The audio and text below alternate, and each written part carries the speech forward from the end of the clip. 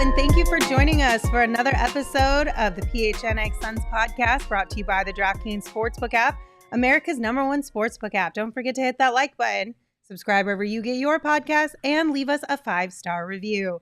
I'm Lindsay Smith here with Saul Bookman and Espo.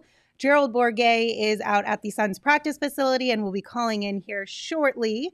How you guys doing? Happy Monday. Good. Yeah, happy Monday to everybody. We're just glad to have you back because things went a bit awry. I'm not as adroit at hosting as I used to be. So I listened to Friday's show, and just the amount of chaos around the ad reads was really funny because it made me feel better about my really chaotic ad read a week before that.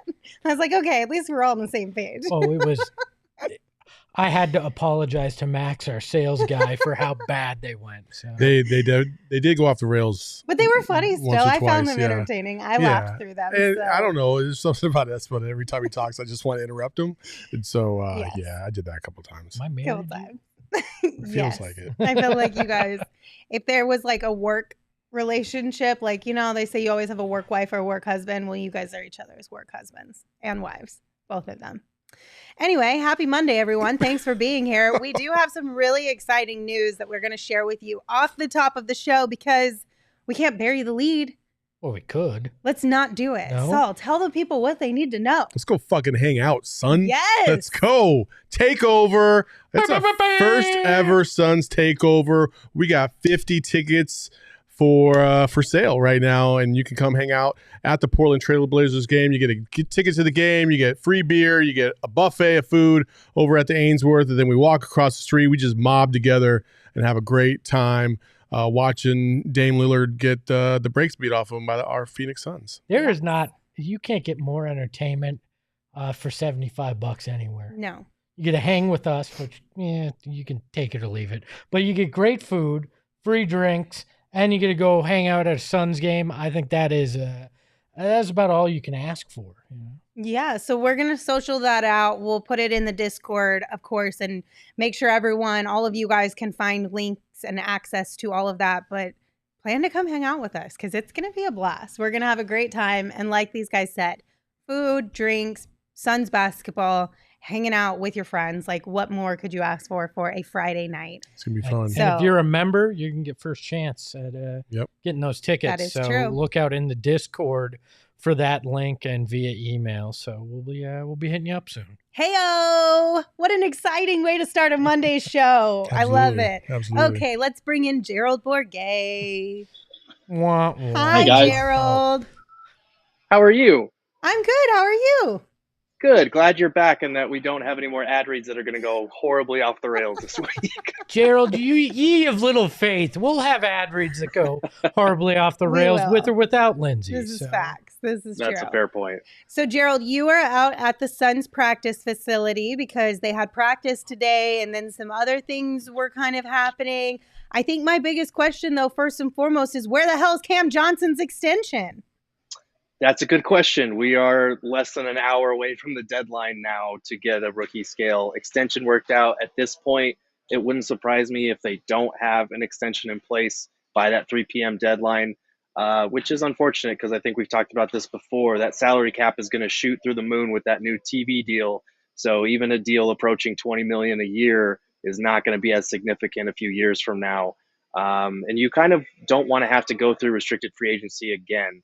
You know, they got DA at a slight discount by not giving him that 5-year max. But as we saw over the summer, like, the business side is hard to keep separate from the emotional side of things. And if guys want to be here and if they're good, you would like to get something worked out. But it's not looking too good on that front right now, based on the fact that we've heard absolutely nothing about it. I mean, there have been plenty of times in sports history where things come in either right at the deadline or a little bit afterwards because you just didn't realize that it had already gotten processed. So I don't know. I still have hope that something in the next 30 minutes we'll get some word, but that's why we left Gerald in the Transformation Center Part 2. Gerald, I don't know if you have the answer on this. I have some speculation, but I don't know for sure. Who's making the call on this with Robert Sarver suspended and looking to sell this team? Does that decision to allow a contract extension to be on the books fall with the Sam Garvin, who's acting as the governor of the team right now? And does all this become more complicated because they're trying to sell the team? I think it has to. At Media Day, James Jones had said, they're going to go through, top-down hierarchy with starting with Sam Garvin and working their way down.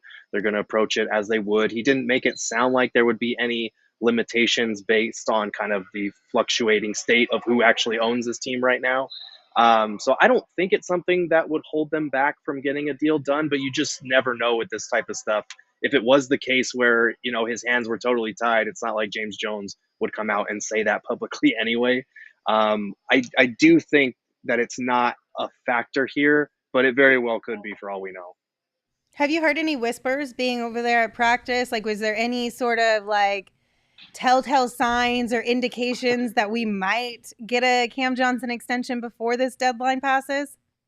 Not really. I mean, Cam was just kind of shooting around, practicing as normal. And, normally when we get in on practice, it's after practice where they're all just kind of shooting around. We don't get to see much of practice itself, unfortunately.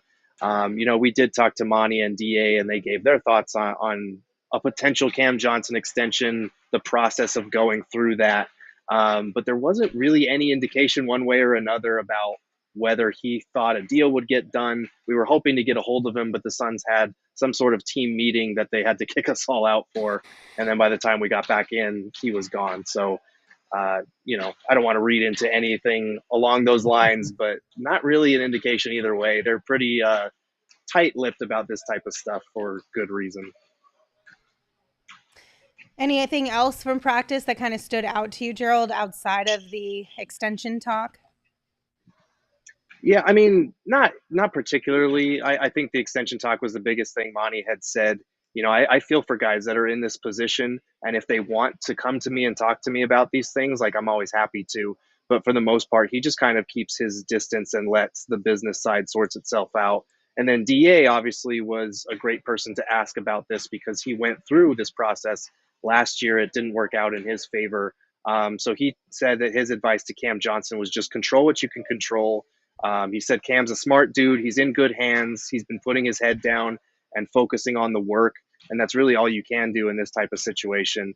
But aside from the contract extension talk, obviously everybody's pretty excited to get back to work on Wednesday.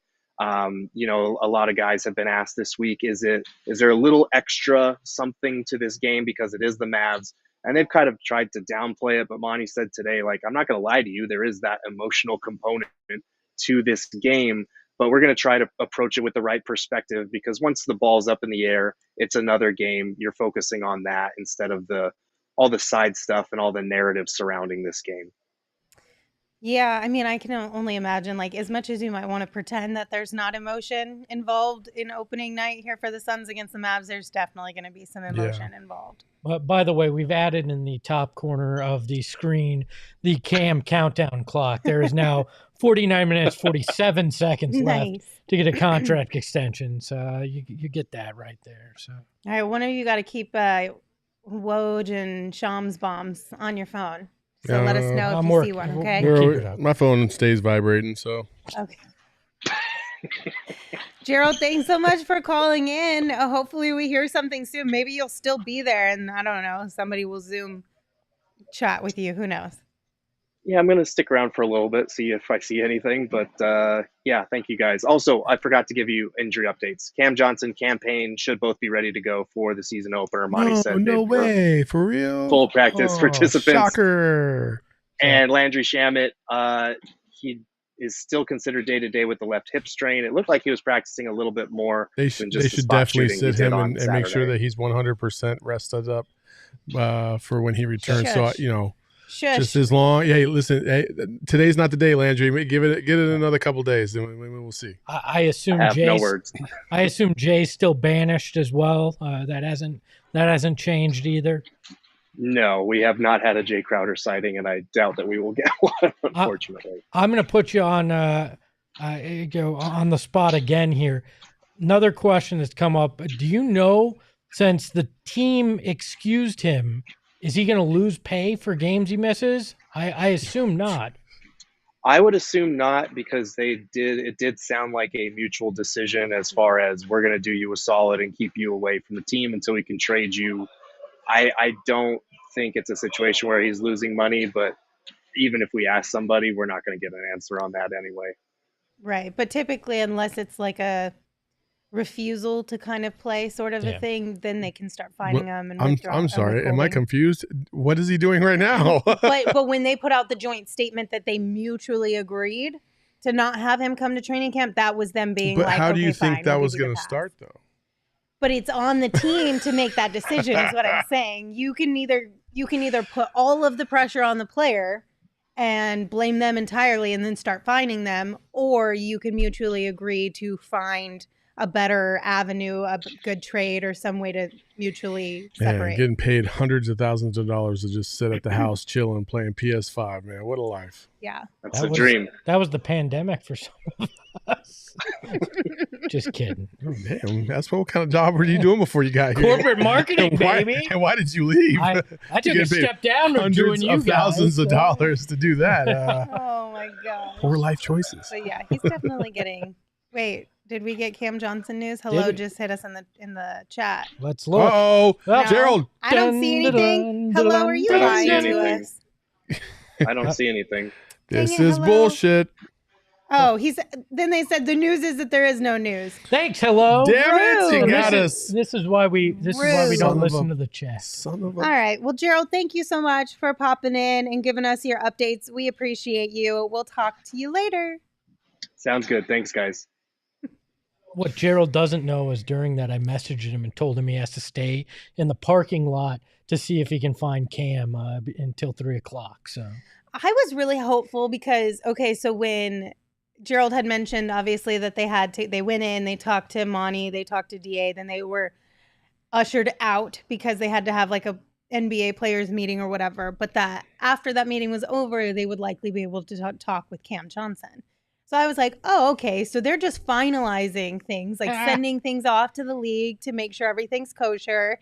And then after this meeting, we'll be able to talk to Cam and they'll announce that they've had an extension agreement.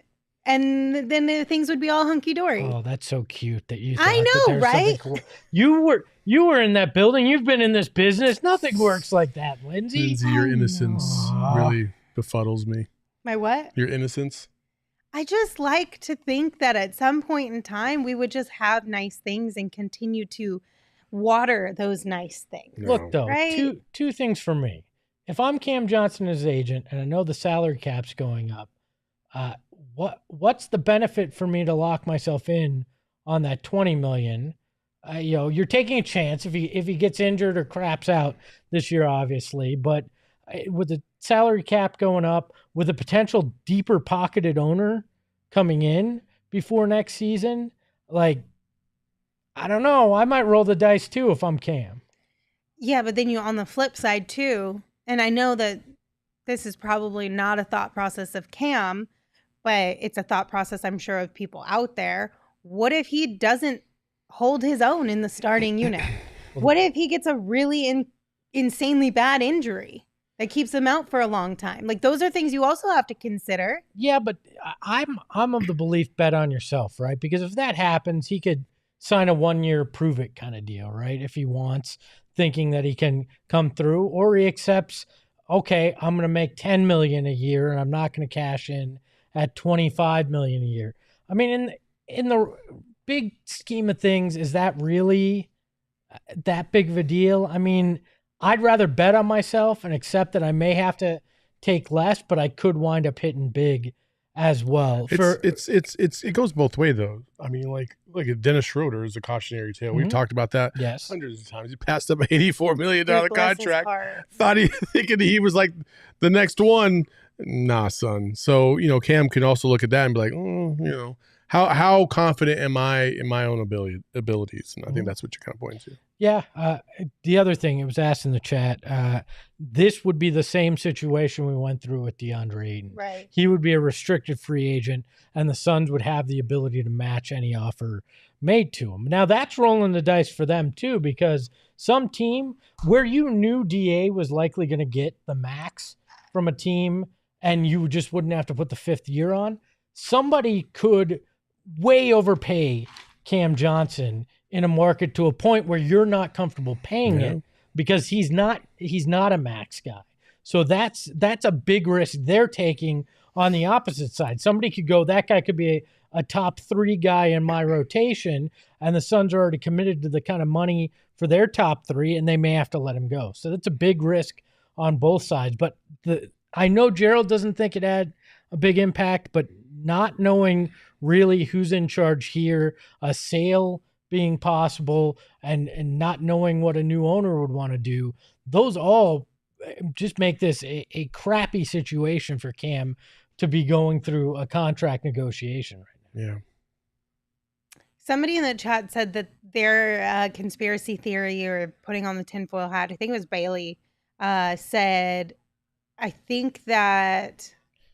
Was it Bailey? Yeah. I have So it they're right not here. going to give Cam one, so the narrative that they hate DA gets there we go. downplayed. It disappeared on my end. But yeah, so that it makes it seem like this is just common practice for us, and it's not an isolated thing That doesn't with this make it particular better. player. Yeah, no. That just we just play hardball with all our players and give them the finger. No, I agree. I think it's worse. I honestly, that's one of the other reasons why I was so hopeful that we would get this figured out, because I do think it's a bad look on the organization to always allow your players to go to restricted free agency. yeah, no, it's I not don't good think at all. that's a good look from a player's perspective. If I'm looking at, as a free agent, looking at multiple teams that want to offer me contracts to come play for them, and there's one who it's like 1A and 1B, and one has a track record of always dragging out extensions and paying people, I might think twice. Well, and it's playing a bad game of chicken again. Like, that could wind up costing you more on the back end, or cost you the player altogether. So what's the point? And I don't think we can say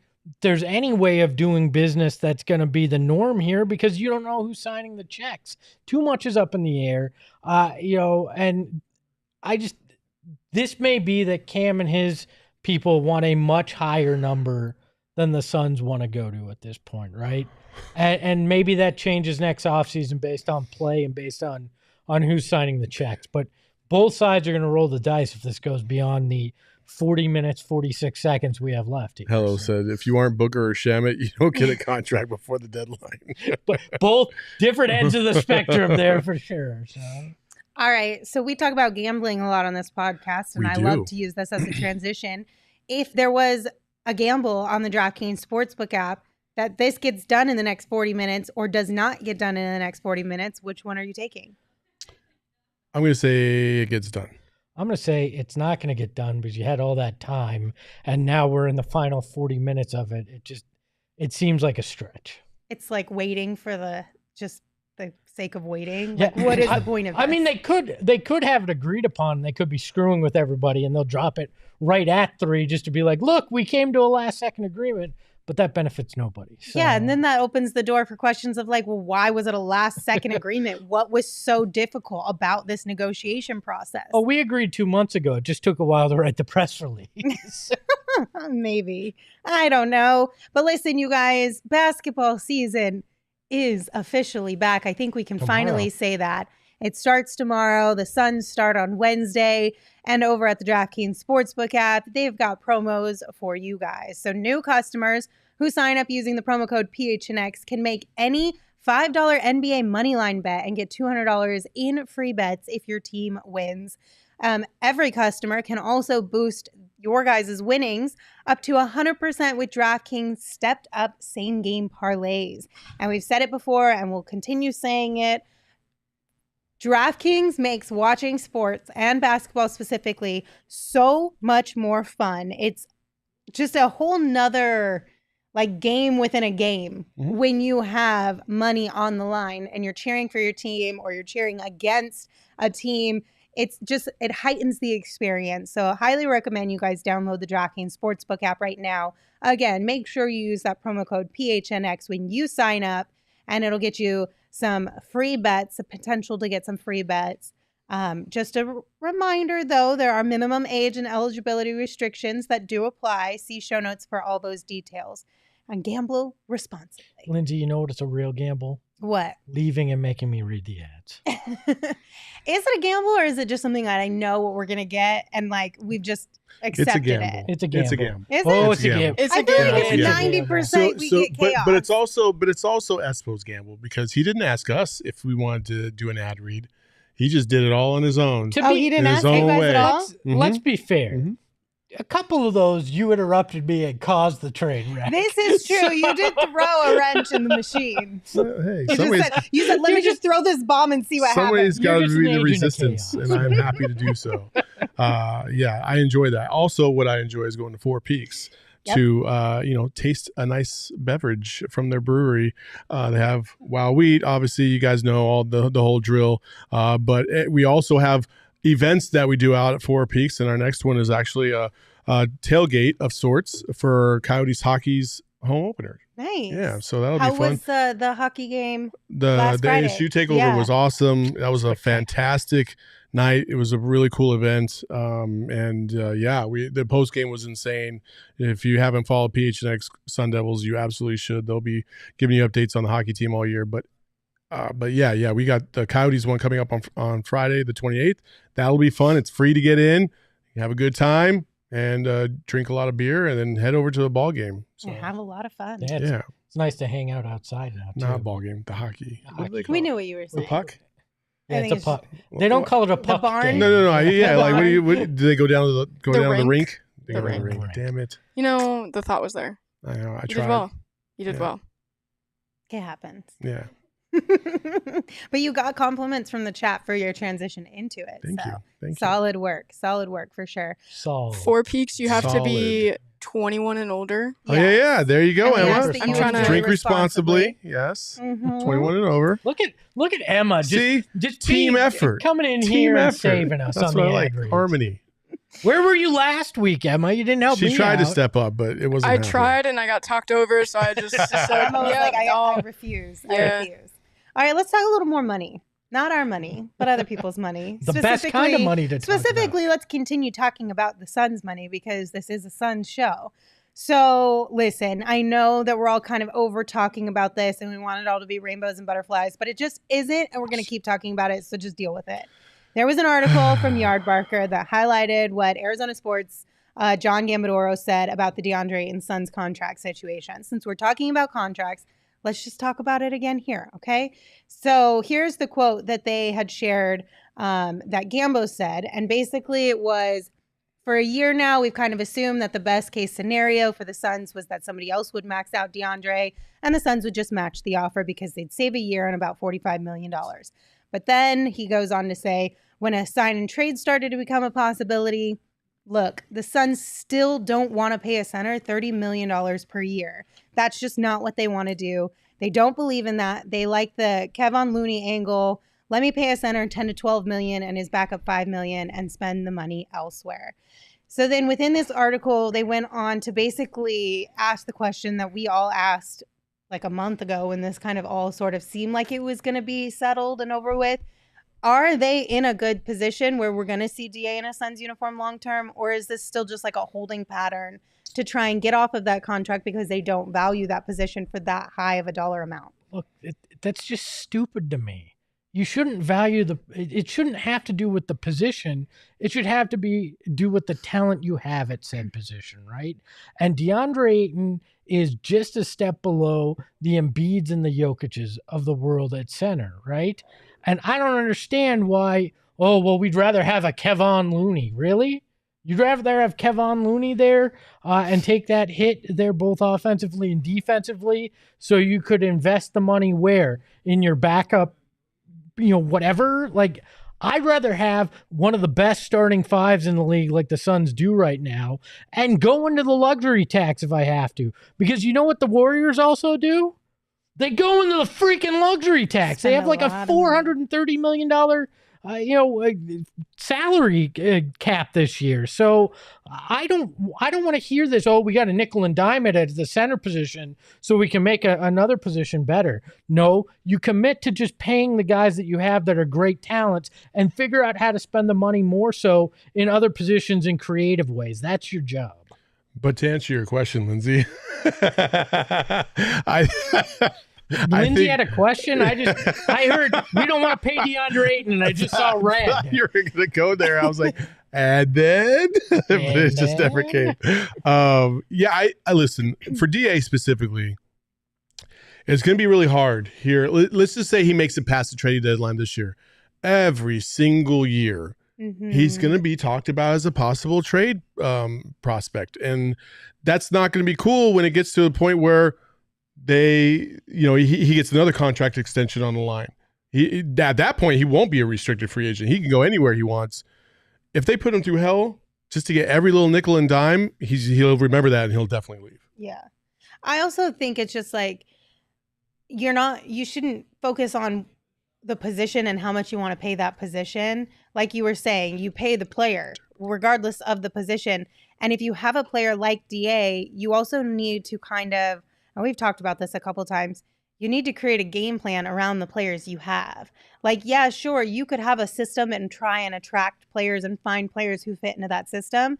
But if you have a player with a high talent level, you should also build the system semi around them. Mm-hmm. Yeah, well, yeah. And I mean, what are you going to be able to get a guy that has the talent on both ends of the court that you have with DA at one of these other positions? Like, you get a lot of love in the chat right now. Some people are like, love in a variety of different ways. But like Jay says, I would love to see Espo and Stephen A. Smith. I would also love to see that. Look, but to me, like, chaos. Could you get a player of that talent on both ends of the court for the money you're supposedly going to save, right? Because you're still going to invest in that math, $17 million into your center position. So you're only gaining another $13 million. You're really going to be able to add another piece that gives you as much talent as having DA there. This sounds like nickel and diming, and I hope that this all changes when you have a new owner in place that doesn't want to nickel and dime this crap. So I'm not trying to distract from the message that Espo just gave out, but we have a comment in the chat, and I'm going to say this as best I can. Bravo Espo de Giglio, Cosi si fa, saluti dall'Italia, Forza Phoenix. Yeah. I don't know what that means, but it just says, I think it's Italian, right? It is Italian. It just says, good job, Espo. Tell him to do it. Greetings from Italy to Phoenix. Hey. Oh, thank you. And I know I mispronounced my last name when it comes to the appropriate Italian mispronunciation. So Espo needs a tinfoil podcast. I mean, we've known that for a long time. That would be so fun. Maybe we'll do that as a separate video section. Listen, where I could get down on a tinfoil hats. podcast. Right. I think it could be hilarious. That would be pretty hilarious. Just me in a padded room with a tinfoil hat on. Look, though, I mean, at some point, you just have to look at this and make a decision. Either you're moving on from DeAndre Ayton or you're committed to him for this contract. Make that decision and commit to it one way or another and accept what comes of it. Because if you want to talk about bad vibes and distractions, the easiest way to do that is to keep stringing this poor guy along and making him wonder, am I going to have to move my family in 6 months? Yeah. And doing that over and over again eventually will corrode the family that you've tried to build in your locker room. Well, and the article went on as well. Obviously, this was the writer's kind of opinion, but their thought was that if DeAndre plays the same or worse than he played last year and the year before, we're going to continue to have all of this speculation. This conversation will continue. But if he takes a step forward and really goes out and dominates, then that might be the only thing. And even that is questionable if that squashes this conversation. I don't know. I think we're at the point now where I don't think it'll ever be fully squashed. Unless DA starts getting you like Embiid type numbers, then yeah, it's all going to be squashed because there's no one in their right mind that would ever trade somebody like that. But let's just say he gets to like 23-12 this year. Still going to be in the conversation because now he's even more of a valuable prospect for the contract that you'd have to pay out. So I don't think it's ever off the table, to be honest with you. You're probably right. I mean, at this point, unless he's an MVP candidate, you're never going to get past the comparison that comes with it. So So you're always going to have this conversation. That's why if they're going to move on from him, just do it when he's eligible this year and stop the BS, right? Mm-hmm. Because it Like, starts get to over remind it me of already. is Sean Marion going to be here Yeah. or not? Yeah. And eventually you wait so long, you don't get the value and your championship window closes. So You know who has no problem getting paid? One Me? Sir Charles Oh. Barkley. Oh, yeah. So Sounds like- I know this you is an guys ad saw read? this. well, I knew what she was getting. Charles and TNT have agreed to a new 10-year deal worth, quote, well north of $100 million. So I heard- I've seen Can I get the money anywhere signs from you? between $100 and $200 million for this 10-year contract, which is insane. It's extremely insane that Chuck is getting that. And they re-signed all of the inside the NBA guys, which TNT had to do it, right? Mhm. You got to roll with these guys. They're the best show on television. They're the post-game show that is only surpassed by us. So, I mean, you gotta sign them long-term. And I'm glad for Chuck because you know what? He was a superstar in an era where they got paid all right, but they didn't get paid like these guys. This is Chuck's big payday here. Yeah. This $200 million. And it's life-changing for his entire family too, which, I love that too when people get generational wealth. And you know what it means? We're going to get even more Charles Barkley content because if Which you're paying him $200 million, you're you're getting never more than gonna be one upset show. about that. So, Honestly, okay, you know how we went back to the whole, we kind of conspiracy tinfoil hatted ourselves when that whole idea of Charles moving to that golf network, oh yeah. that it was basically either an ad in and of itself for the network or it was just a way to entertain. Like he entertained that as a way to convince these guys to give him even more money. Pay me my Yeah. money. Yeah. It worked. It did. Clearly it worked. Would you guys ever sign a 10-year deal? You Does that have seem like a commitment really- issues if you have to ask me that. I mean, a 10-year deal. You got married. not That's saying- a lifetime. I'm not It's- saying you know, I don't know 10-year, if you get $100 married. million contract. I'm just saying, like, on our normal level, would you sign a 10-year deal for a job? We're not I got talking married. relationships. I got married. We're I not said- talking relationships. I'm talking about a job. Oh, Espo cannot. A job. He's like, no, but I want to say this. Like, no. No, just a job. Would I'm you out of sign it a tonight. 10-year contract Would I for sign a a 10 job? If I'm getting $200 million, yeah. I said on our level. On our level, well, yeah. I mean, there's something in this business. And in any way of life, there's something to be said for stability, right? Yeah. If I that's know true. that I have a guaranteed paycheck for the next 10 years, as long as I don't do something stupid, yeah, I'd do that. Oh, well, it would depend on cost. Yeah. How much am I getting? Are there escalators? Mhm. Are there things that are going to keep me interested in this motherfucker for 10 years? Yeah, I need to know all that stuff. So it's definitely, if I had to lean one way or another, probably not. 10 years is a really long Yeah, time. because you could think, To be like- fair, 10 years for Chuck in this particular situation, money aside, TNT for him is kind of like the creme de la creme, right? Like that's Yeah, the but top for him. But like for it's us- the top. Like where Yeah. do you go that's better or bigger than what he's doing right now for Oh, that no. that company? But what my point was is like, okay, cool. Like they might offer you something. Now, when you're talking the millions, like whatever, that's a little bit different. But for us, like somebody could offer you something today. You're like, oh, hell yeah. And then 10 years later, you're like, man, I am I getting got bent finesse. over on this fucking deal. Well, but that's what you do. You sometimes you have to trade in a little bit of that growth for the stability. So it comes down to, much like Cam's going through with 24 minutes left, like, do I take what I can right now and guarantee that stability, or do I roll the dice knowing that I'm immensely talented, but there's nothing guaranteed? I'm of the mindset where I am in my life right now that I'd take the 10 years of Some security. stability. But No. in 5 years, I may be in a different mental place. Mm-hmm. I'm all about the goat. Let's go. I just feel like in 10 years you change a lot. You do change a There's whole lot. a lot going on. That's a very long time. I feel like Yeah. for his situation, if like I would take it if I was in his situation, but if it was just like a normal job, fuck no. Should we offer Emma a 10-year deal right now and make her She would choose turn it before down. the end of the Emma would show? turn it Allie? down. Like, Allie, You can't take all of Emma's youth. 10 years, $1 million. Yes, $1 million throughout the 10 years, not each year. Do you take it right now, Emma? Yeah. Emma's just like, no. I think a lot of it has to do Jacob. with your age too. Oh, like, yeah. are you at an age range where you can bounce back if something fails No, on you? I'm not. That's what I'm saying. Like, I think that's what a lot of it could come down to as well. At 21, you can take a gamble on yourself because you got plenty of time.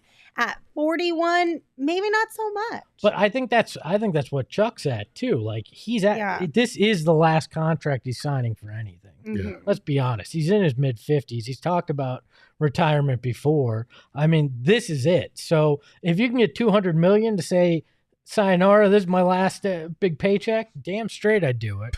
Okay. Okay. Also, hello, Neil. Thank you for joining us from Australia.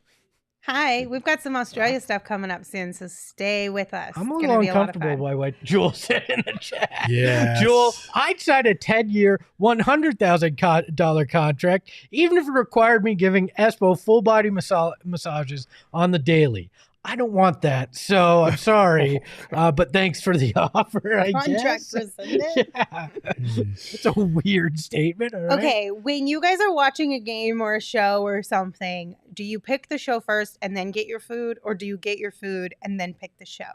Like, are you the type of people who, if you sit down to like eat a meal and watch something on TV, can you start eating before you pick the show, or do you have to pick the show before you start eating? No, I started eating before I picked the show. Oh, really? Yeah. Espo, what are you? Fun fact, we don't watch shows when we eat. I mean, that's probably smart. I got a 5-year-old at home. She's not eating. Before if we she have TV existed, on. what did you do?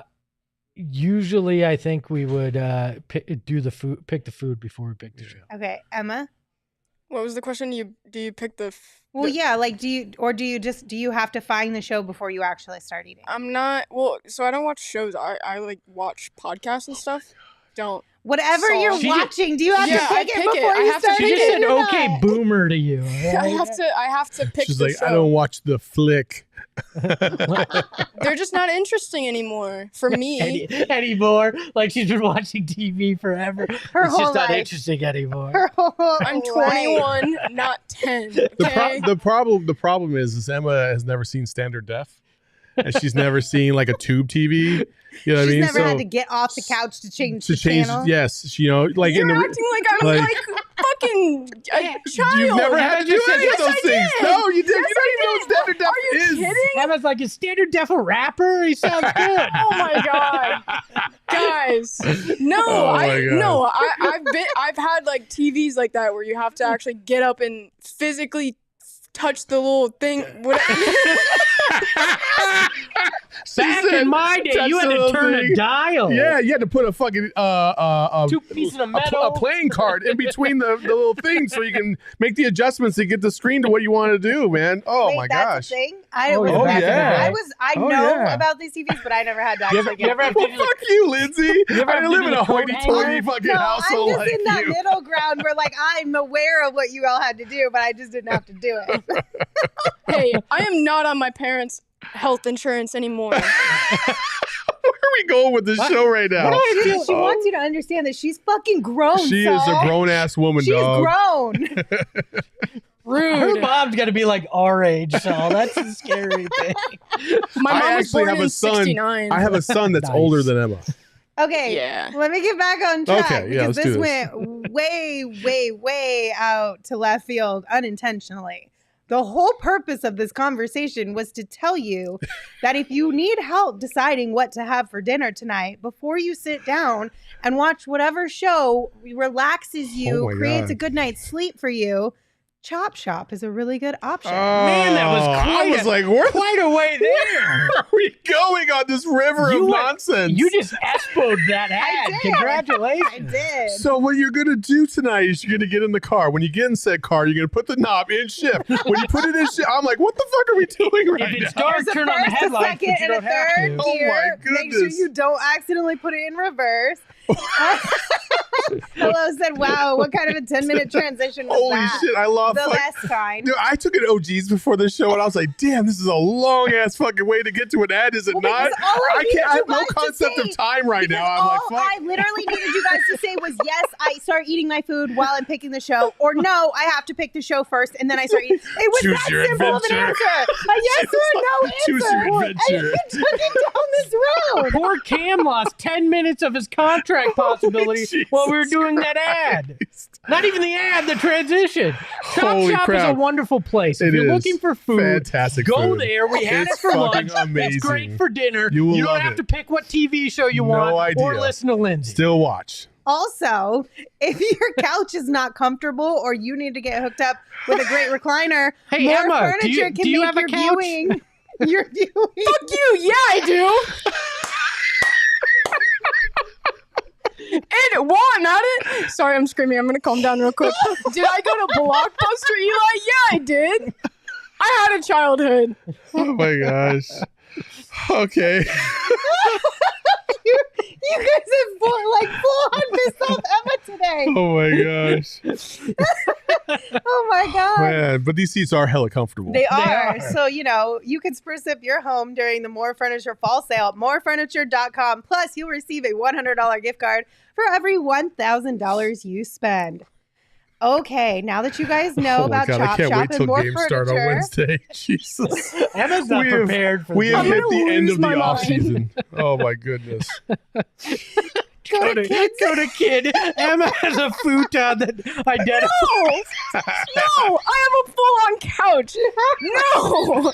Oh my goodness. Oh, the whole show's Espo. No. Oh my gosh. Okay, but that was hilarious. Oh, I'm my sorry. neck hurts That from was laughing. really funny. I feel I like have the bought movie my Smile own right now. furniture, bed, everything, guys. My bed is my. Hell, no. I'm done. Bring Shane back. Okay, let's talk about Cam Payne and what needs to be done to Oh, get man. Cam Payne back into form for the 2022-2023 season. A lot. Time machine. This is an article that Gerald wrote for GoPHNX.com, and he goes really into detail with all of the stats, of course, and more quotes and things of that nature. But we're going to give you kind of the cliff notes here. First and foremost, Gerald did ask Monty about this topic specifically, just to get his thoughts on what he thinks kind of could be helpful for Cam, or what maybe focal points they should be putting all of their eggs into that basket for. And here's what Monty had to say. He had moments last year where he, was a partner in carrying us when Chris was out. I go back to the playoff series versus the Clippers when we played without Chris. We don't have Cam Payne, we don't win that series. He had stretches like that last year. I think the one thing that hurt him was the makeup of the team. Playing with a diving big all of the time, I thought it hurt him. The year before that, he was playing with Dario and Frank, and those guys were popping, and he had some clear lanes to the basket. Last year, I thought he was playing against the crowd. But when you look at it in totality, I thought he had a good year, not as consistent as he would want. I think he's going to be much better after, some talks that we've had and just his focus on both ends of the floor. Like I've seen him already fighting like heck to get over screens. And, that's a guy that wants to do more than just the offensive side. And he wants to have a much more consistent year. So quite a few things there that Monty kind of pointed out that could help Cam Payne get back to the Cam Payne that we know and love. Did we start the show over? We- The countdown went to 50 me minutes. a We gave Cam more time.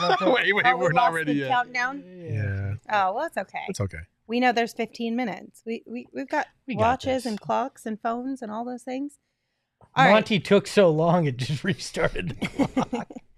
So a lot of the things that Monty had just shared right there in that soundbite are a lot of the things that Gerald kind of dissects within his article.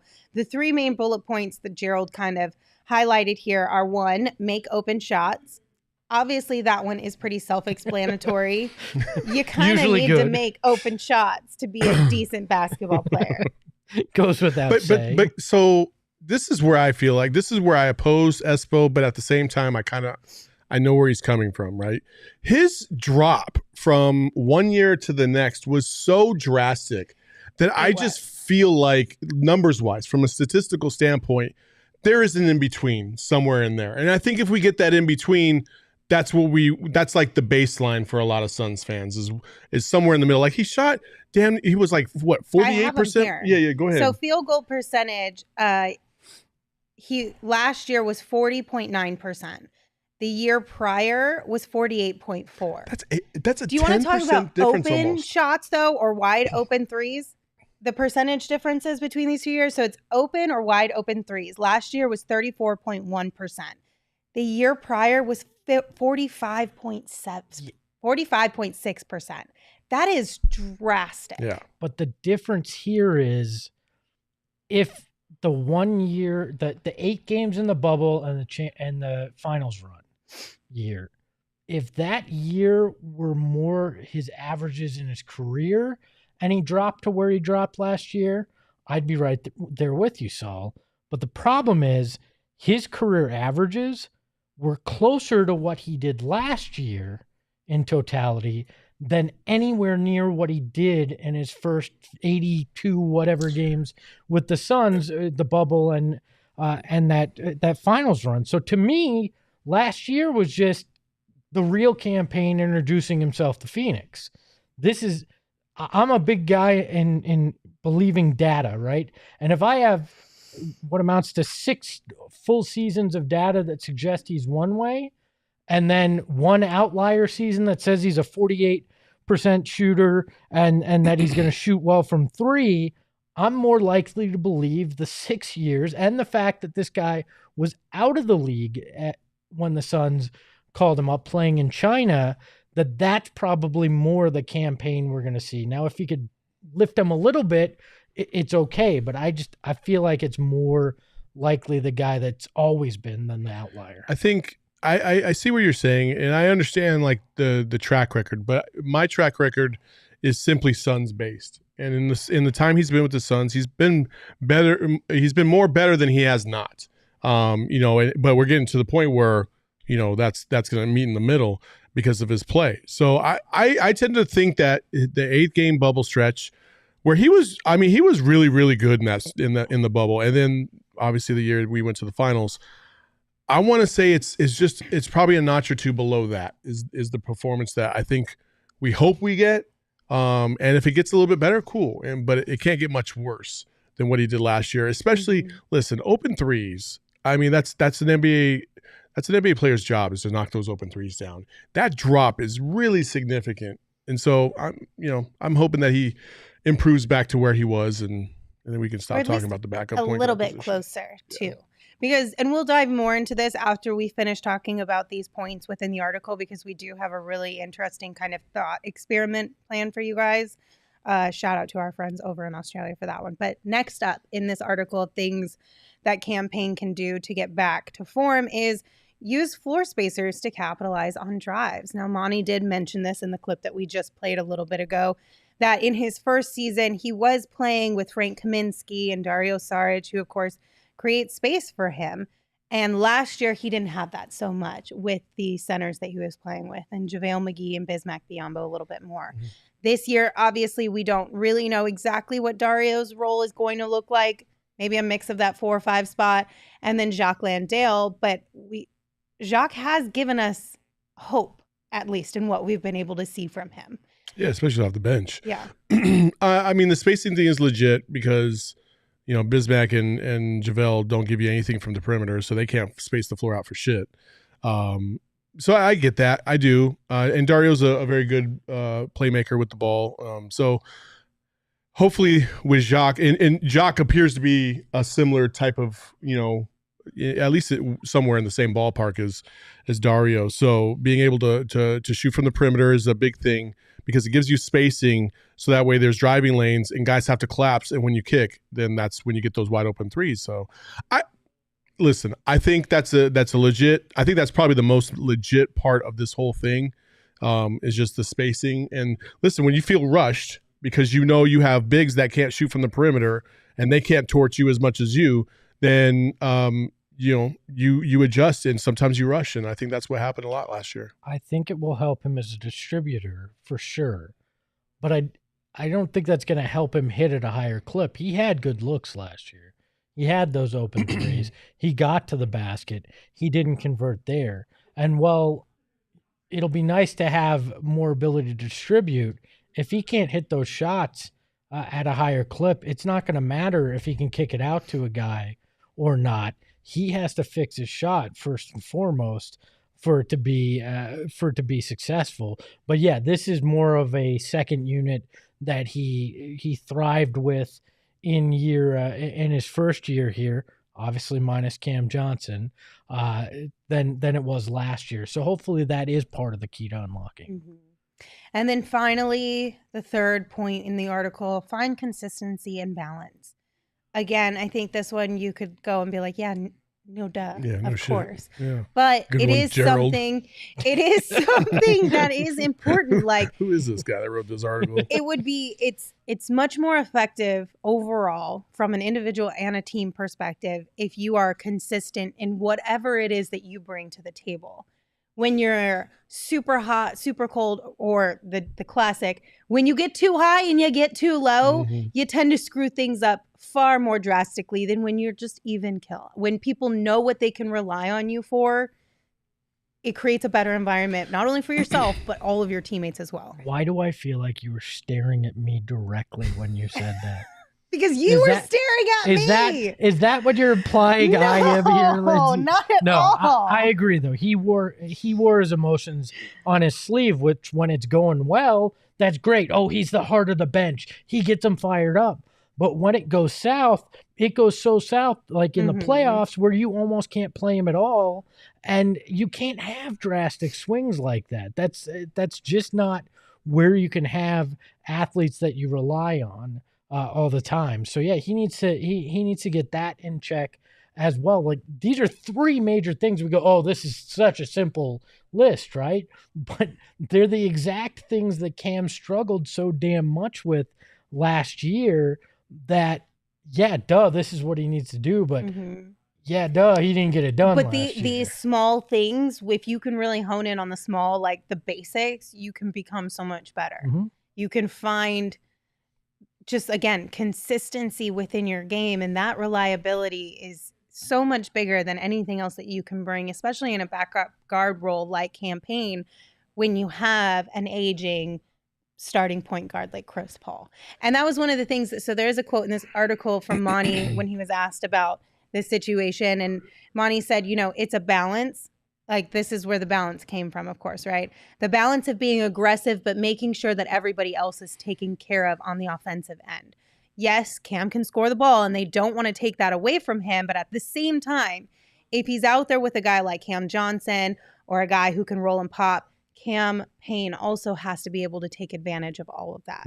So that's where the balance kind of comes from. Again, this article over at gophnx.com by our very own Gerald Bourget with far more insight and details. But this leads us to this thought exercise. So our friends... Wait a second. That wasn't a long read for a new ad sponsor with like Calm or No. something? I thought Lindsay was Maybe. like, if you want to get your mentals stronger... We could hit up Calm. Let's hit him up. could. Let's hit him up. Max, put him on the list. Aussie Suns Fan Pod talked about Cam Payne recently, and they brought a very interesting thought up. So we're gonna play this clip, then we're gonna talk about it. Cam Payne was disappointing last year, no doubt about it. But we are fucking losing our minds over a backup fucking point guard. Like, seriously, guys, what? Like, Mate, doesn't mean he's going to who shoot else- 43 and a half. No, I agree. He won't. I'm going unders with that. I don't think he can shoot 43 and a half. But who the fuck who in the NBA has a superstar backup point guard? Who? Just give me one team. I'm searching. There is none. There's not very many, I should say. We have this idea that we kind of had one, but now we don't, and now that's gonna basically cause the entire world to crumble right beneath our feet. But that's not necessarily the case. I mean, Golden State had Jordan Poole as a backup, and then you go out there and you look at across the league. Tyus Jones is a good backup, but there aren't very many. And if you want to say Russell Westbrook was a superstar backup, he was never a superstar backup. He was a superstar at one point, and he's not that anymore. So you can say he's a superstar backup, but you'd be dead wrong.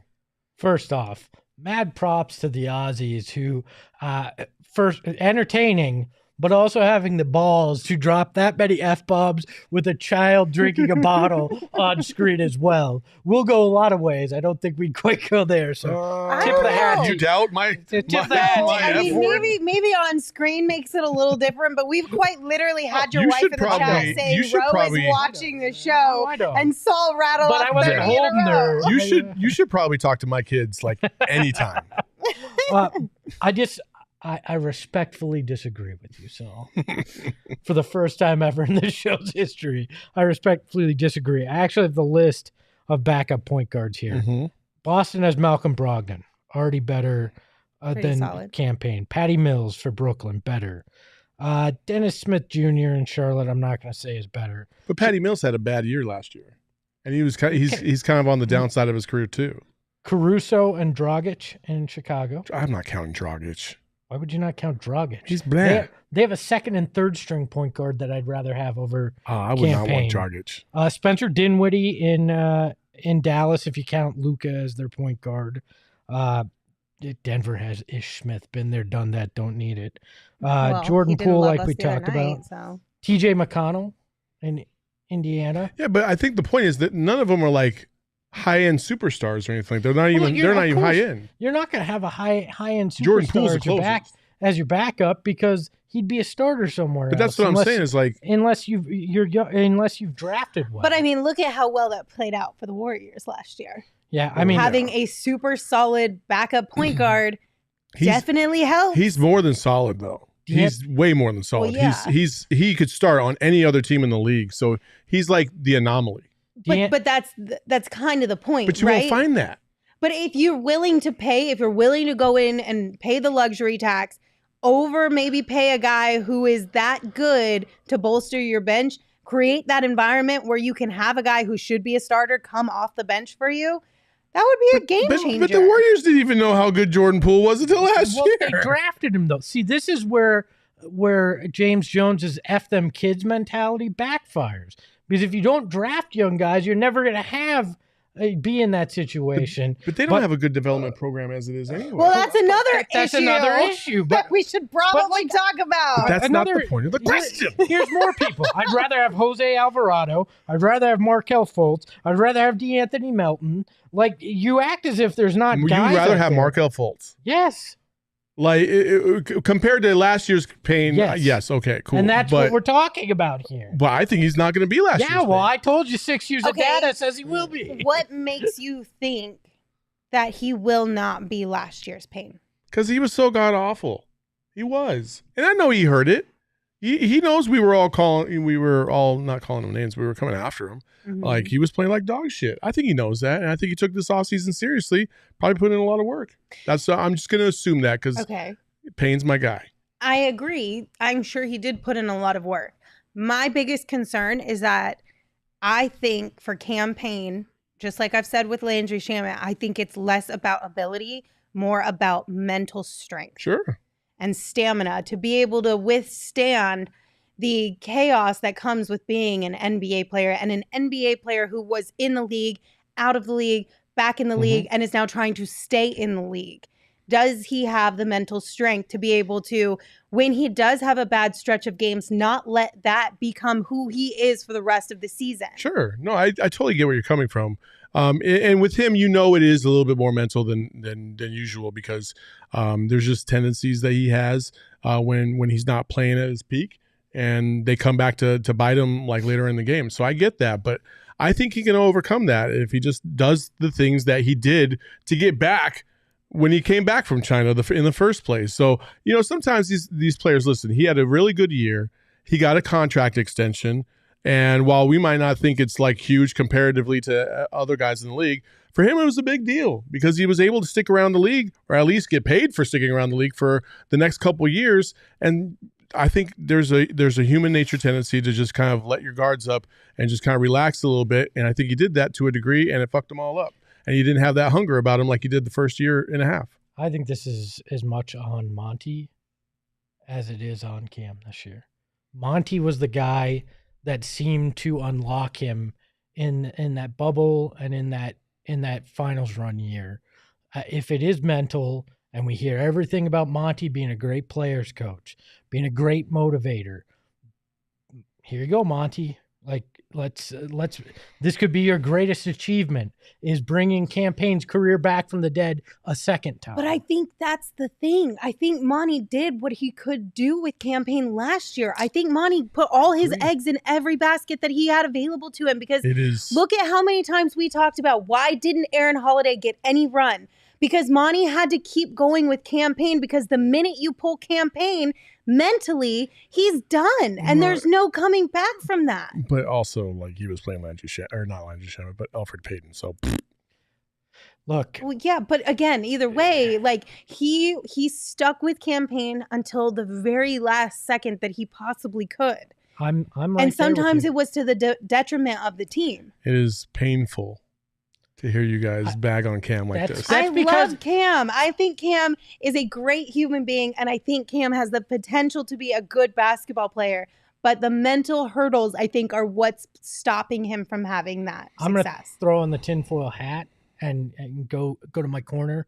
Saul is only saying this because he realizes right now, if they give up on Cam Payne, that means Landry Shamet is the backup point guard. So Saul will be the biggest Cam Payne fan until they trade for a backup point guard not named Landry Shamet.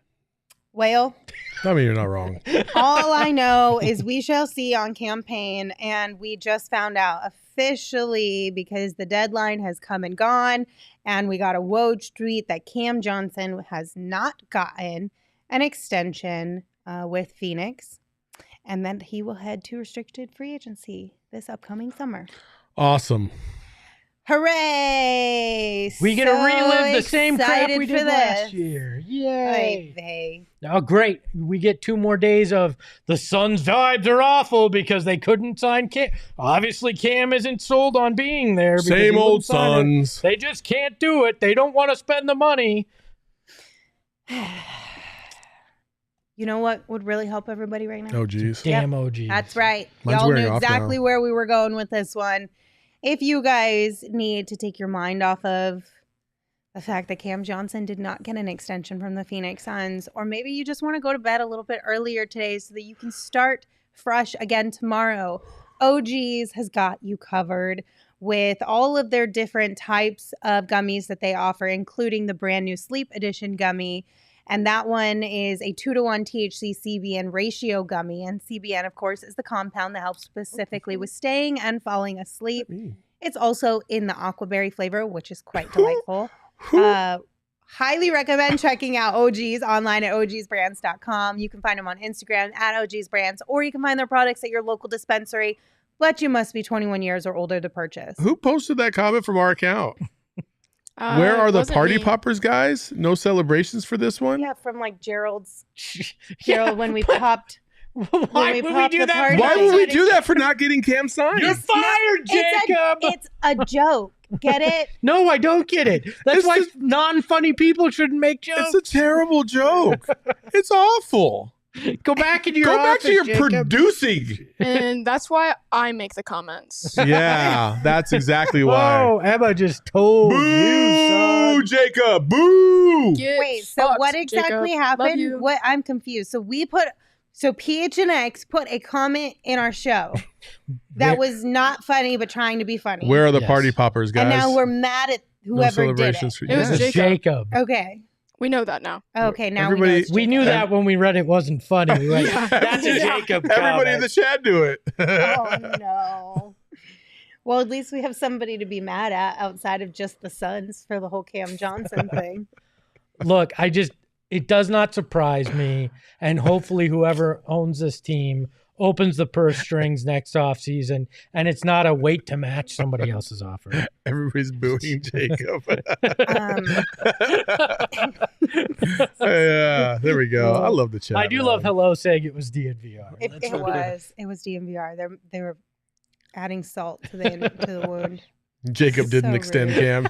That's right. Applebots or go punch Emma, go punch Jacob. Okay, but That's your boss. No. I think maybe every time something goes wrong here on this show, we just call it a Jacob. oh, poor Jacob. Oh, man.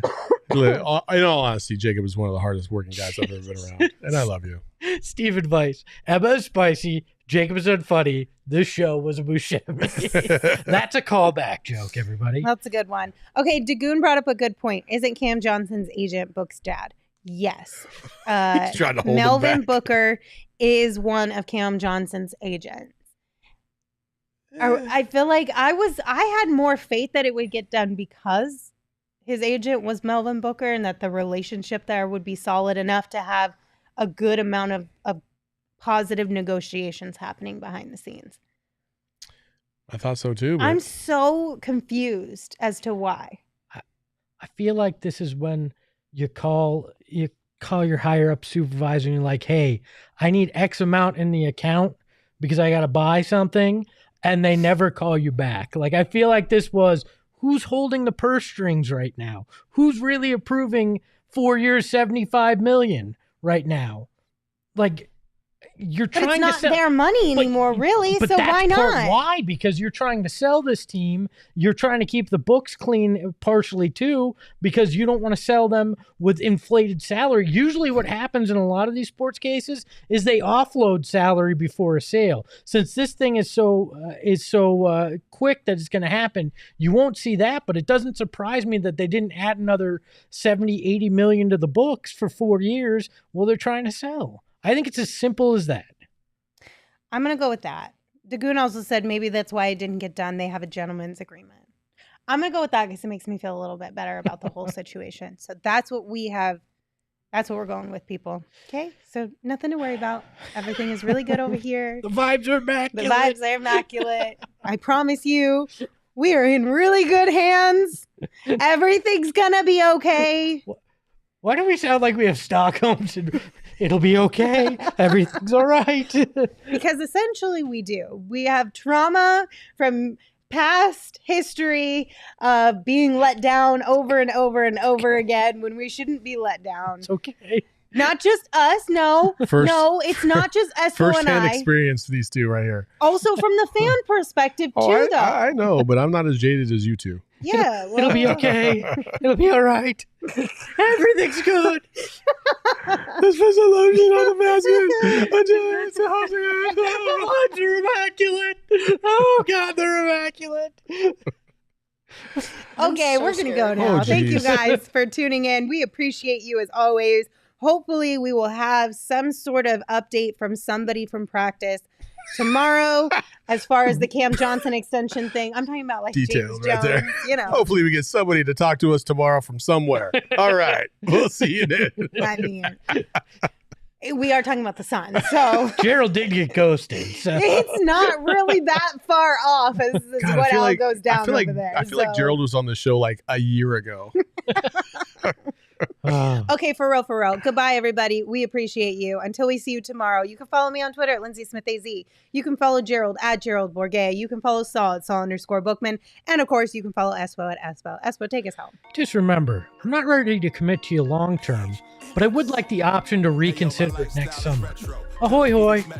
Megas in control and he ain't never gonna let go. PHNX though, Lindsay, Gerald, Espo. Saw past the ball, we here to turn up the tempo. Got to understand me, I'll always wreck the family. Rally in the valley like Dan G, no plan B. Always on the job, my team move like the